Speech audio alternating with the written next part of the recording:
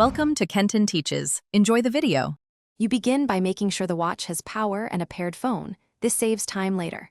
Once paired, open the FastTrack companion app and confirm the watch is online, then wake the watch and swipe to the shortcuts. Tap the scanner or QR icon to launch the camera module. Make sure you grant camera and storage permissions when prompted, otherwise the scanner won't run. Once done, the viewfinder appears and you're ready to move to positioning and capture.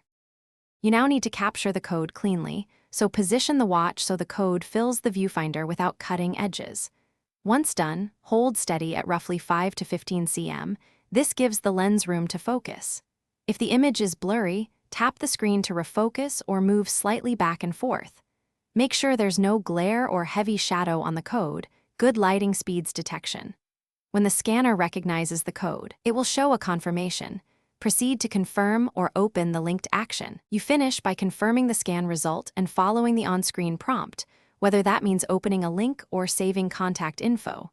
If the watch repeatedly fails to detect codes, make sure the companion app and watch firmware are up to date, then unpair and repair the device if needed. Also, clean the camera lens and reboot the watch. This fixes many camera-related glitches.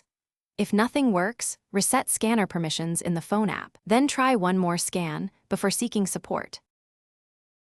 Thanks for watching. Please subscribe if this video was helpful.